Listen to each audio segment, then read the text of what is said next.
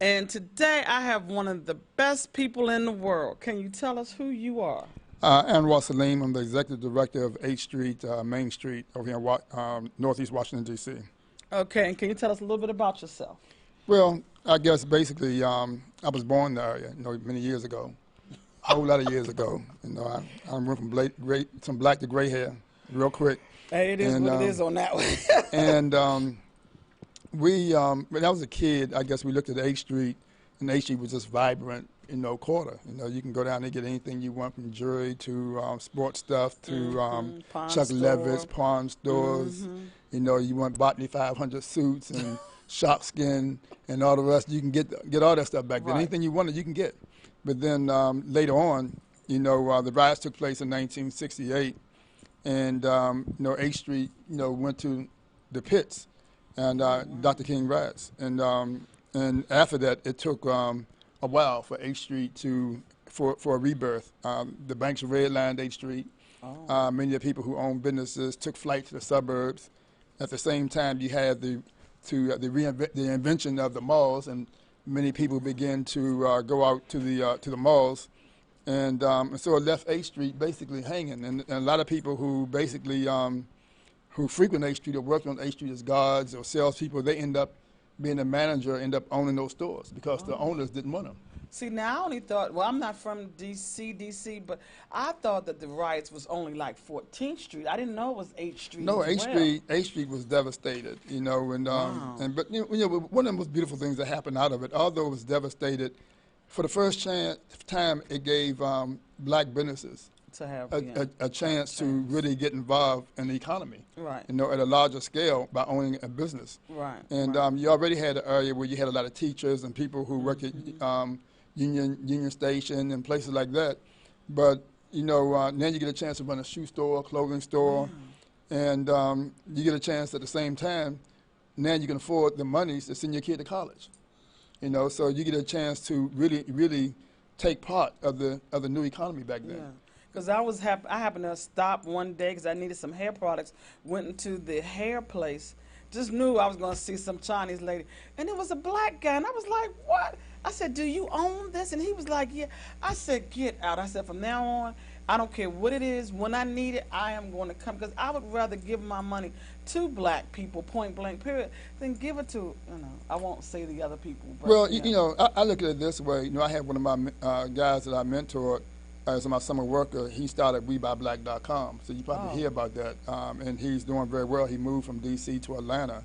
His father owned Peppermint paint truck. You see a paint truck that floated around D.C. and he painted a lot of apartments and all down here. Okay. But I think that that we have a chance to really get involved in this economy at a stronger scale. We're the same people who basically work to build this country. We work to build this country, and everybody else reap the benefit. But I think now it's time for us to really hold our hands together and reap benefits and financial, economic benefits. Yes. See, but I think it'd be a problem and a tragedy if we do the same thing that the oppressor did to us. They pushed us out, and I think it'd be a tragedy for us to push them out. The bottom line is, I think that we need everybody's money. Exactly. And if you need everybody's money, that's the only way you're going to make it. Do we have enough in our portfolio to really sustain the wealth that we really need? We have to reach our arms wider, and we are forgiving people, and we are very creative people at the same time.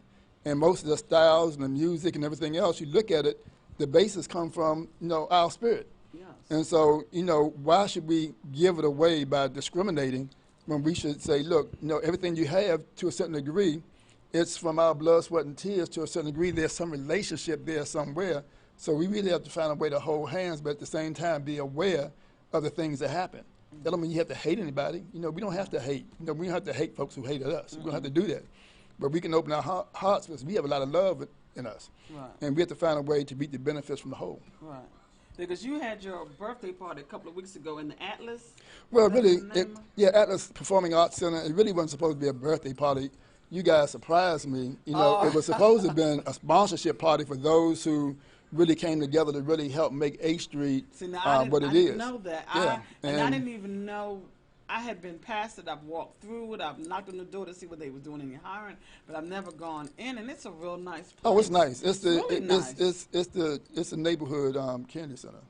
You know, so we don't have too many Kennedy Centers in this area. Right. You have a Kennedy Center everybody else go to, but for 8th Street, that's our Kennedy Center. Oh, okay. So we really have to make the best that we can of it. You know, we have to find a way to make sure they get the monies and the finances to keep the theater up, and so that we can have a venue. Right. That we can show our talents. Right. And you don't have that in many neighborhoods, but we are fortunate enough to have that on 8th Street, and that's part of what making 8th Street, what it is, a strong destination that we are growing into.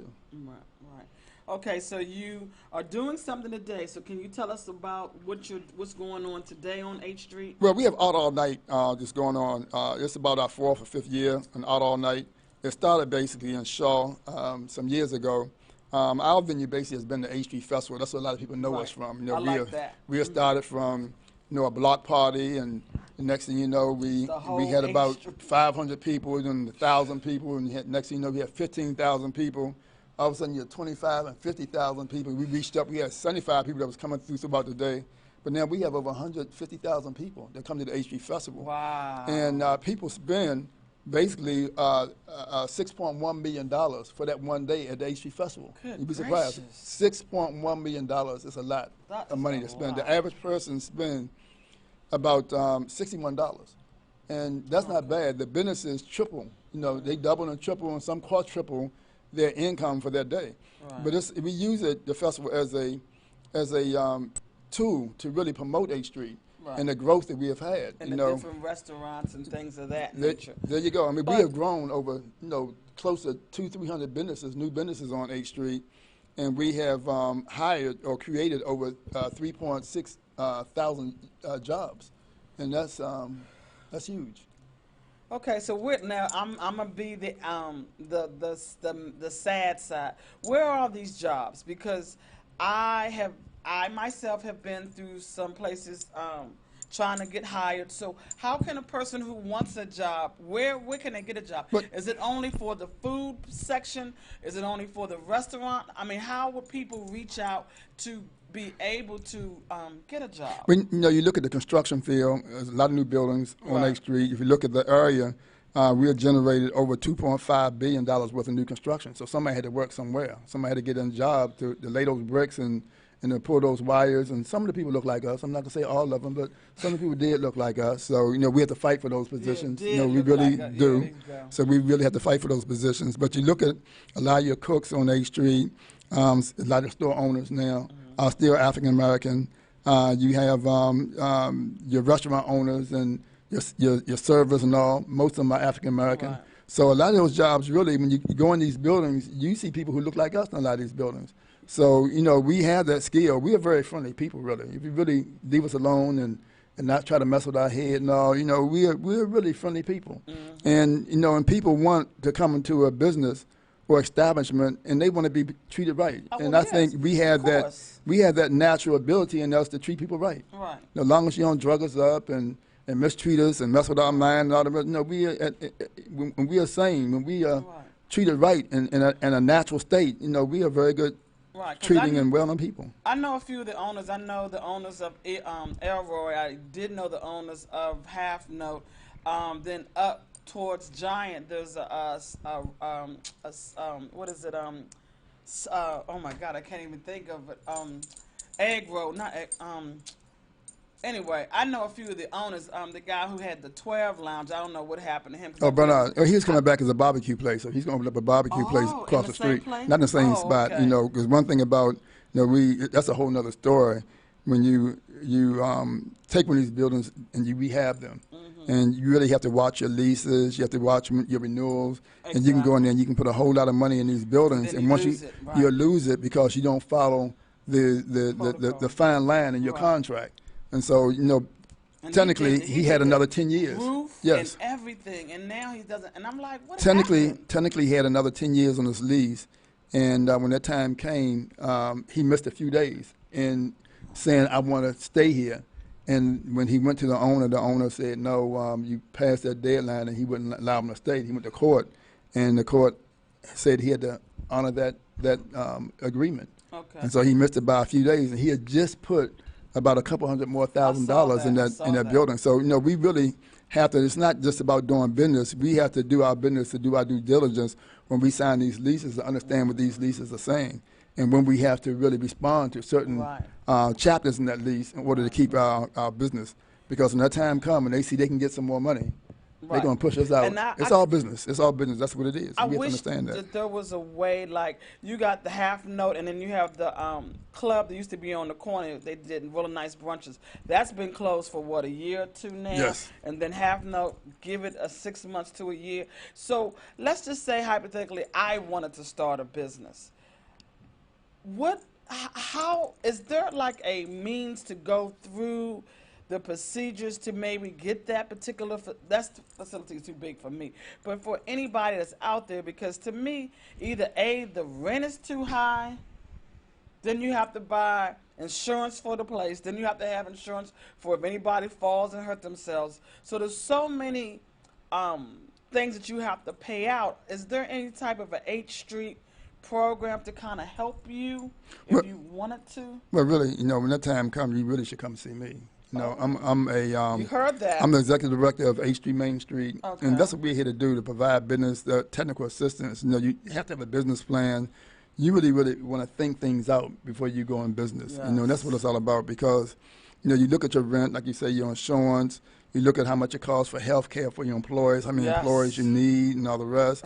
Your light bill, the water bill. You have to calculate all that stuff in, your taxes. And, all that type of stuff you have to really calculate. Yes. Your slow days, you think, we go in business, well, I'm going to make so much money, they're going to love what I want. Well, what if they don't love what you want? Exactly. What if they only love half of what you have? Right. Then you have a half of a business plan that's being executed Exactly. instead of a whole. So And you have to constantly be creative. Now, like There Aeroids, you go. for instance, I know them, and they are constantly, every time I see Facebook, they're constantly, Mondays this, Tuesdays that. Now, a lot of the other restaurants, and I'm not knocking any restaurant, I don't see that pushing, that drive.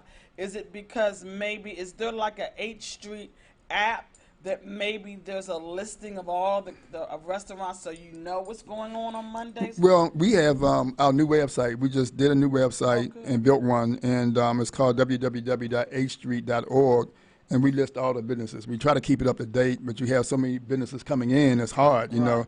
And what we want businesses to do is we want to look at their venues, what they have as specials and all. We're trying to create a portion of the website where they can go in and control some of their specials and things like that. Those are the type of things we're trying to be creative enough to do on A Street.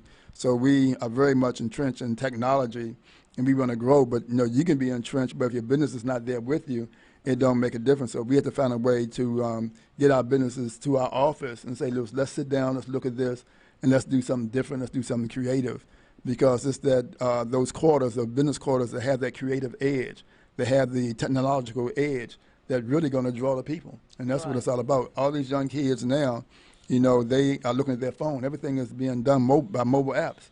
And, if you want a special, you have to be able to have that contact information and send that stuff out to them to draw them to your business. And if you don't have that database, you lose. Someone else gain that share. They capture that share. Well, now I know when I went to California a couple of months ago, as soon as you walk into a restaurant, it pings your phone and allows you to know what's going on. And I noticed that when I went into one restaurant, all the other restaurants I was like, wait. It was so much stuff going on. So maybe that's one that you could maybe do. And then two, you know how they have, and I'm giving you ideas too, just so you can use them. I'll take all the ideas. Like when they have restaurant week, right? Why don't you do a H Street restaurant? Because I've noticed, and this is just me, I love restaurant week, and during that week I go everywhere.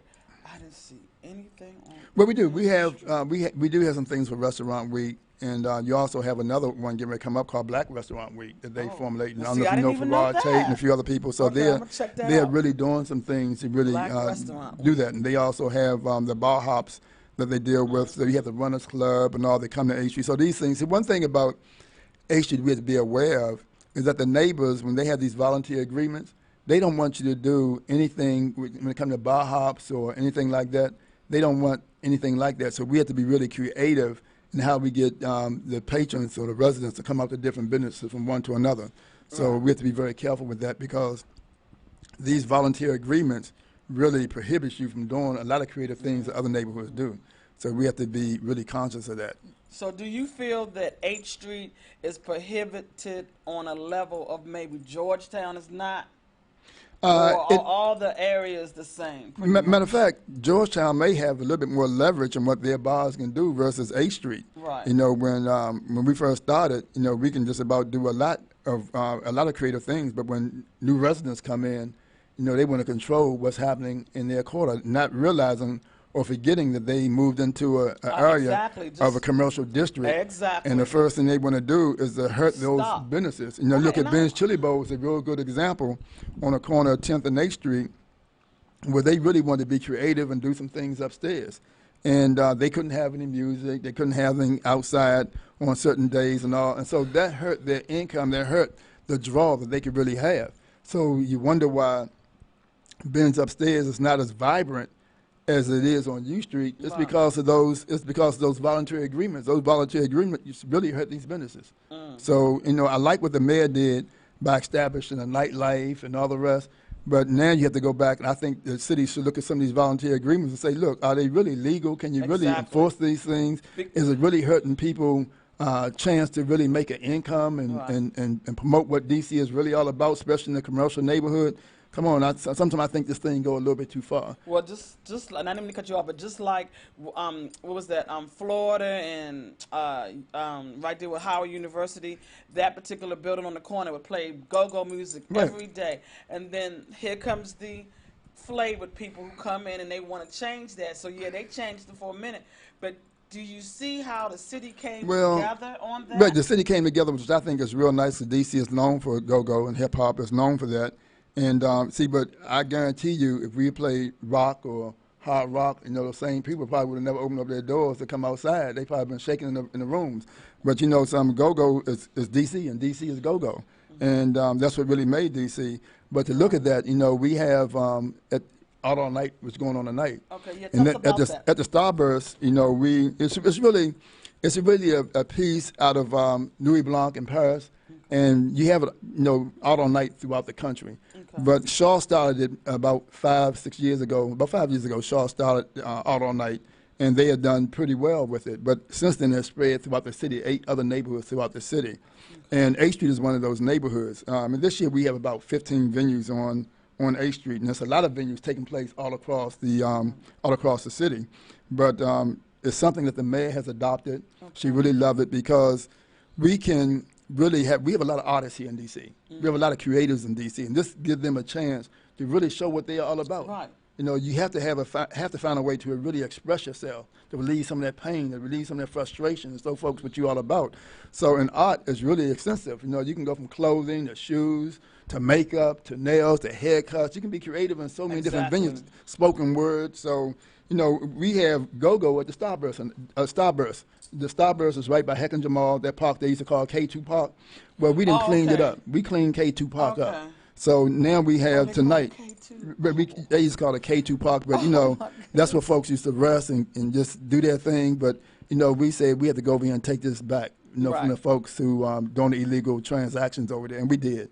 And we cleaned it up. We put fencing up, and now the people respect us. And you know, in the summer we had the waterfall going. As long as we are funded, we can do these things. Exactly. And we have programmed it in the summer. We had farmers market there, some nighttime movies. But now, you know, today we have go-go. Oh, okay. You know, everything all night is going to be go-go. So people who like go-go, they can come and they can see DNA Band. Okay. They can see Sweat Band and Hot Cold Sweat. Oh, wow. The Experience. Hot Cold Sweat. Horu, The Experience, and UCB.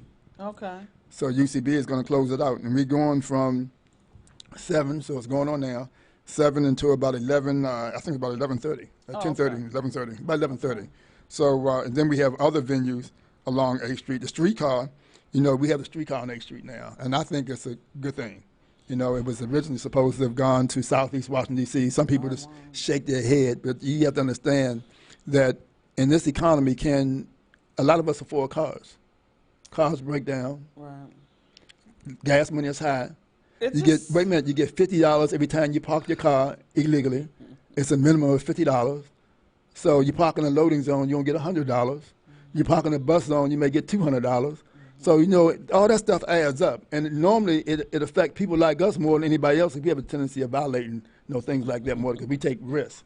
You know, so Right. it hit us more than anyone else. I call that our toll tax, you know, from living in D.C. You know, that's our toll tax. So, Right. you know, we have to find a way to basically deal with it. In the Southeast D.C., just think if all of us own cars and that type of stuff was going on, can we afford to get to work? And then when you get to work, you have to pay for a parking lot all day. You have to park on the street. You're talking about more tickets. So if you look at the streetcar, I think if it's built responsibly, in a responsible manner, and it can move from Southeast to the deepest part of Northwest, during the daytime right now, if you're in the deepest part of Southeast and you're going to Chevy Chase, D.C., it'll take you 2 hours in the morning during rush hour.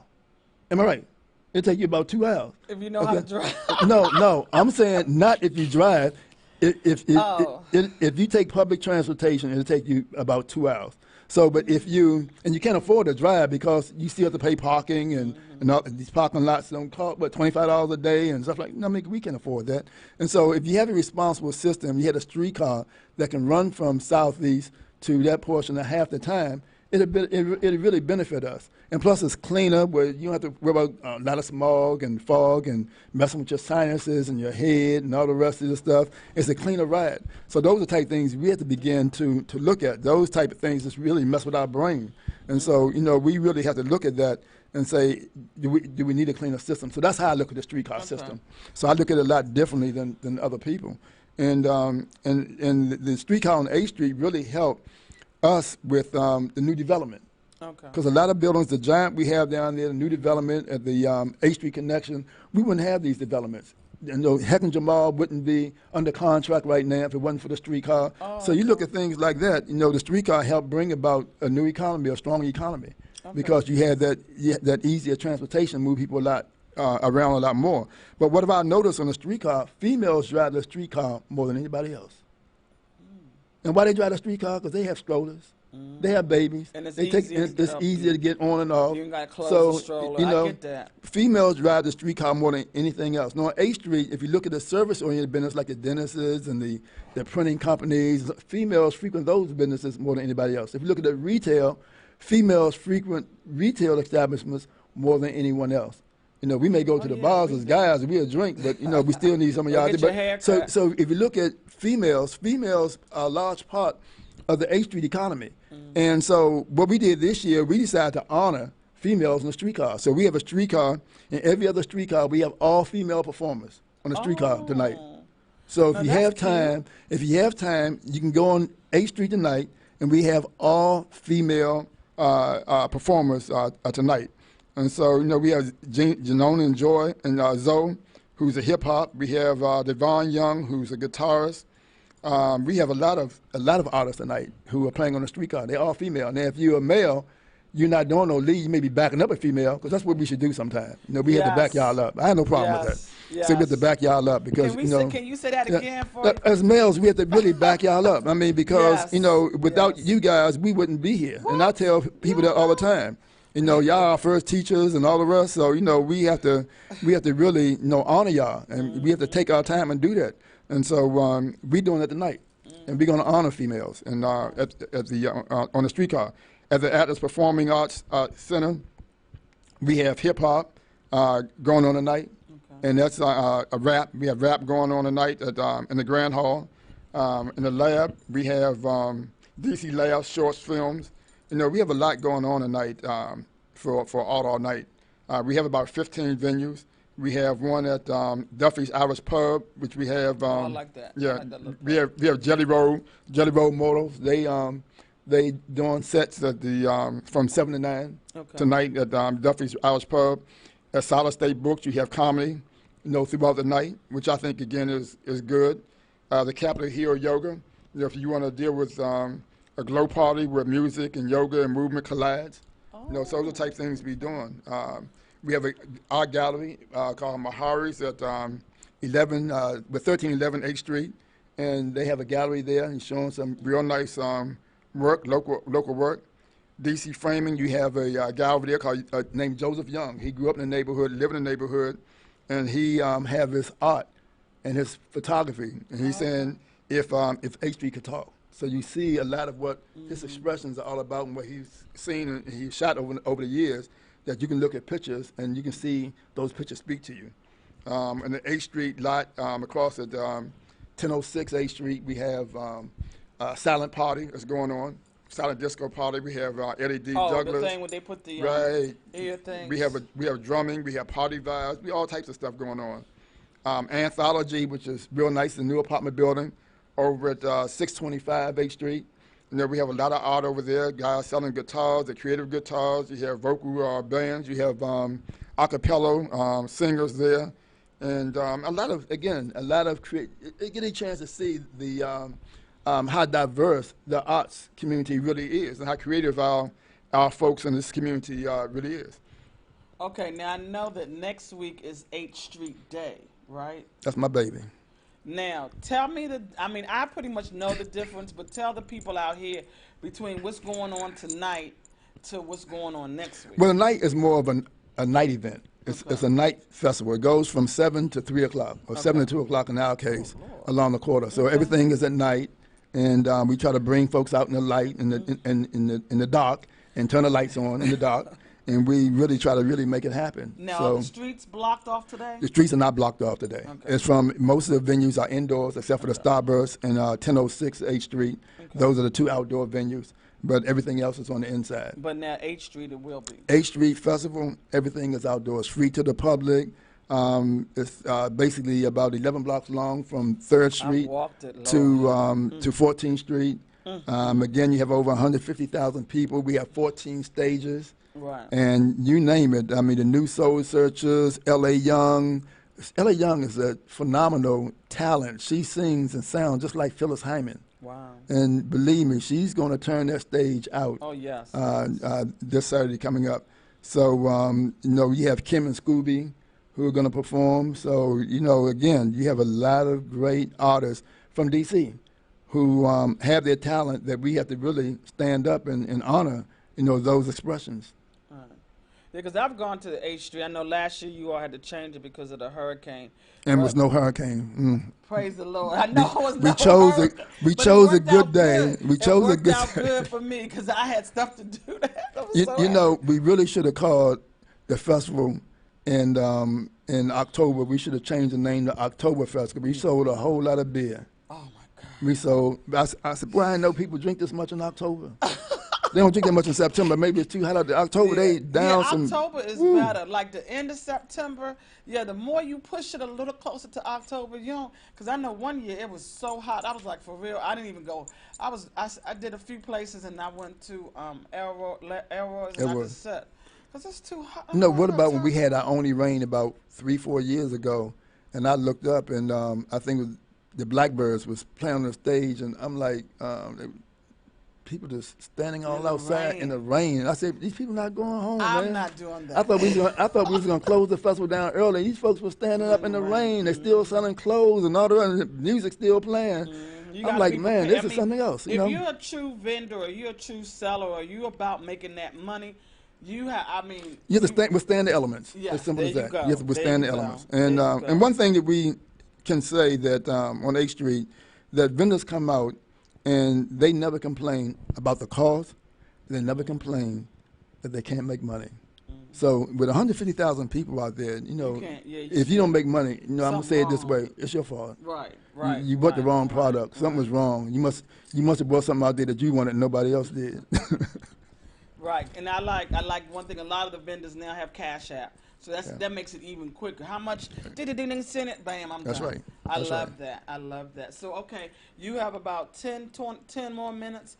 Get into H Street. Tell us all what's going on. How much is it? A fee? What time it starts? What time it ends? Well, you have to go to www.hstreetfestival.org to look at the fees. I can't remember all the stuff on the top of my head because there's so many components to it.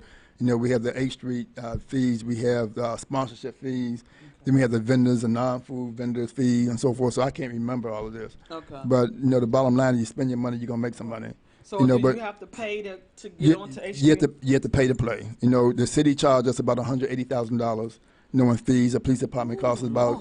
about a little over $100,000, and then we have to pay for the street And the the police officers. We have to pay for the stages and the sound systems and the music, and then we always give our artists money. We give them a stipend. We don't give them a stipend, but we give them a stipend. So we always, we're not asking anyone to play for us for free. We give you a stipend. Okay. So that's one thing that we That's do. good to know. What I'm more disappointed in, and I'm gonna call them out, is people like Whole Food. Whole Food come down on 8th Street and they reap our benefit. They reap the benefit of the hard work that we have done.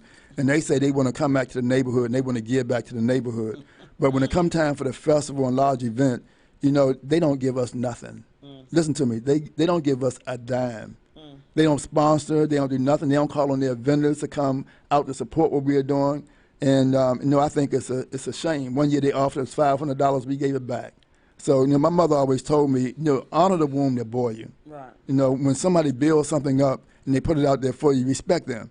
Now, these developers and these guys, these store owners, and you can't tell me that Amazon and Whole Foods don't have some money that at least give back. Exactly. Now, that store make about $60,000 a day. They get a lot of my money. And my money.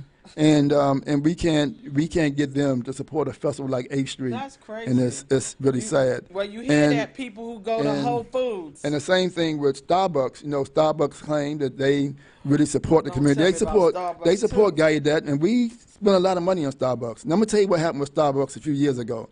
Starbucks did the 8th Street Festival. They sold out of everything they had that Saturday. When they opened their doors on Sunday, the only thing they had to sell was drinks because they have nothing else. But yet they can't sponsor the 8th Street Festival. I think that's sad. Crazy. That is really sad. And I think that we need the public to stand up and tell these folks if they're going to give back where they should give back. Exactly. We help making this neighborhood what it is. We help grow the neighborhood. Like I said again, that we have attracted over $2.5 billion worth of economic development here. We have created a lot of jobs. So at least work with us. Be a partner with us. Exactly. Let's make some things happen together. Let's show folks how we can do things differently. And I think that, in Whole Food case, Whole Food have a lot of vendors. They have a lot of vendors, and I guarantee you if they tap into those vendors will come and sponsor HG. They don't want to come out of their pocket because that's how Whole Food is. That's how Amazon is to a certain degree. Well, maybe, I don't know whether you've ever gone to get sponsors, but if right there where Costco's is in D.C., right. Where there's a beer place, have you ever gone in there for sponsors? They did 1 year. They did 1 year. You they did 1 year. Yeah. I have a nonprofit, and anytime I've given them, a paper, I get at least 1 or 2 beers to sponsor me. So okay. You may want to hit those particular places up. Now, how about like Ross and Modell's and not Modell Sports, but Modell Beer sponsored the Face Festival a couple of years ago. Oh, okay. Modelo Beer. They did sponsor. No, not Modelo. Yeah. Modell. Oh, Modell Sports. They have never done it. Ross have never done it. Safeway. I've reached out to Safeway for many years. Safeway have never done the HG Festival. CVS did it 1 year, and we really wanted them to come back to help with blood pressure and taking people health. I wanted them and the Kaiser to do something together, and it just haven't happened. So we try to do some real creative things to bring these folks out to the community, but maybe I'm the wrong persuasion and going to those folks. Maybe that's what's going on. I don't know what it is. I'm trying to figure out what it is. Yeah, you got to be a little more. I'm trying to figure out what it is, but I hope I'm wrong at that. Because we should be out here for everybody. Right. Because I know I am. I know I am. Right. I might spend a little bit more time with folks who are more disadvantaged because they need it the most. But still, I'm out here for everybody. Well, I want you to elaborate a little bit more about tonight, a little bit more about 8th Street. Make sure that you give people your email, telephone, whatever you want people to know so that they can reach out to you. Okay. Please go to, if you want any information about 8th Street, Main Street, what we're doing on the 8th Street corridor, you can go to www.8thstreet.org. Spell street out, www.8thstreet.org. Okay. Our phone number is 202-543-0161. And you can call us anytime. If you want to contact me, you can contact me at anwar.salim@8thstreet.org. That's anwar.SALEEM@8thstreet.org. And we're always willing to help. We provide our businesses with technical assistance. Anyone who want to come to 8th Street, we really do what we can to assist them. Okay. We get ready to have, my understanding, Milk and Honey coming to 8th Street. We have Kitchen Cray coming to 8th Street, which is right down the street. And yeah, we're going to have some really other good businesses. So we need a collection that showcase everyone. Okay. And that's what it's all about. And just one question, because I was talking about this to somebody else. Now, do you all do anything particular for people who are coming out of jail? Yeah, we do. No, Okay, my clean team, we have a clean team. And we basically clean H Street, Blakenberry Road, and Benning. Okay. And the people you see in those blue uniforms with the yellow vest, they would basically come out of prison. Oh, Or they may have wow. been on drugs, they may have been homeless. And those are guys that we train and we hire to clean the streets. So those are the type of things that we do. And some of the businesses, I have to take my hat off to them. When they matured and they graduated from that level, some of the businesses have really hired the people who are homeless. And so you need to tell people that, because I know that they got power Employment. Yeah. For people who have just come out. But see, now I would never have known unless I asked. So now I know, and then that's something else that I would like for you to elaborate you know, a little bit. the power really should be with some of these other organizations like that. We should have the power to do it ourselves. Because if we do it ourselves and we hire folks ourselves, I think that's a lot more powerful, and they feel more akin to what we trying to do in our neighborhoods and embracing them. Right. You know, and that's the same thing with our summer youth. You know, this year, you know, we basically trained and hired 86 summer youth. For just H Street. For H Street. What we did, we actually bring them in, and we part of the Mayor Summer Youth Program. And what we do, we train them in financial literacy, peer mediation, customer service, and conflict resolution. Okay. And so we train these kids, and then we place them in different businesses. Okay. So they can get some business experience. Now you work with them on keeping them pants up and we, things of that we talked to nature. them about that. We talked about presentation. Now, goodness. believe it or not, some of these same kids got jobs, and we got a couple that did get jobs in Whole Foods, Ben's Chili Bowl, and Starbucks, and a few others. They did get some jobs there, and some of our businesses do hold on to some of these kids. So, you know, we want them to have decent work experience. We want them to build a resume before they come out of high school. Right. And if they can, and they have good grades, we also want them to have a job on the weekends, if they can be employed on weekends. Okay. You know, so, you know, our kids want a lot. They want the new tennis shoes, they want the jeans and the T-shirts and the hoodies and all the rest. So, you know, the moms, you know, it's stressful out here to really go in your pocket and pull that type of money out to support kids now. So, you know, kids have to, you know, work for their keep sometimes. Exactly. And then you have kids having kids. So to me, a lot of them don't know how to put on clothes. Yeah. A lot of them don't know it. Oh my God, my pants are out. What do I do? They just roll them up or put big pins in them. And I really feel that if somebody starts working with these kids, teaching them how to put their clothes on. That's something we do. We do that during the summer. Okay. And that's it. When you tell them customer service and all, those are the type things we do. Your presentation, how to do an interview. Yes. Those are the type things we take our summer youth, our summer interns to. So, you know, if you ever have any children that you want to go through our program, you can always go through the summer youth program and tell them that you want to come to 8th Street, Main Street. So I want to come to 8th Street, Main Street because I like what they're about. And we're going to train them. And believe me, you can come down there and check on us, and we'll show you basically what we are doing. So, you know, our thing is, you know, it would say each one pull one up. We have to do it. If you can pull 5 up, pull them up. And, you know, if you can tap them on the back and straighten them right, let's do that. But we have to speak up. You know, it's our community, it's our business, and it's, you know, some people say it's our hut. It's our hut, it's our business.